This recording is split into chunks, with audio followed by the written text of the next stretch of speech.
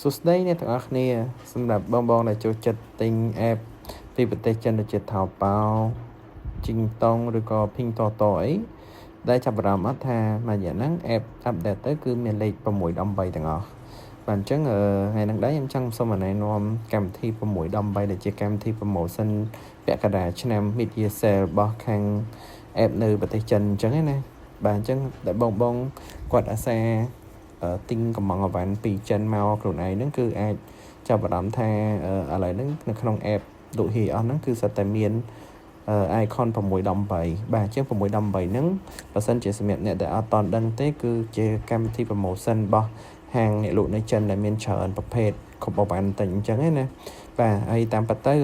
វាមានជាច្រើនដូចជាការ promotion ឲ្យយើងកក់មុនហើយដល់ថ្ងៃបើយើង pay លុយ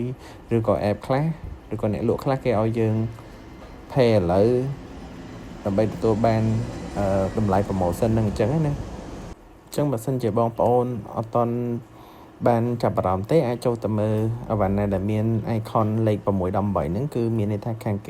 អ្នកលក់ហ្នឹងគេ discount ហើយកុំភ្លេចមើលលក្ខខណ្ឌផងថាពេលណាគេចេញអវ៉ាន់ឲ្យយើងពេលដែលយើង pay លុយហើយព្រោះអវ៉ាន់ដែល promotion ជាទូទៅគេមានលក្ខខណ្ឌថ្ងៃដែលគេចេញអវ៉ាន់ឲ្យយើងណាអញ្ចឹងសម្រាប់បងប្អូនដែលគាត់អត់ដឹងថា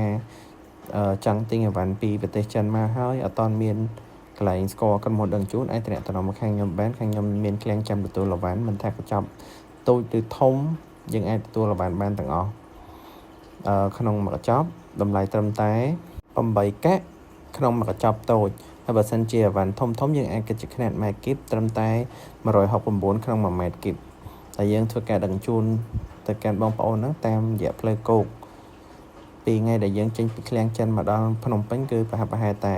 7ថ្ងៃទេគឺមកដល់ភ្នំពេញហើយអរគុណ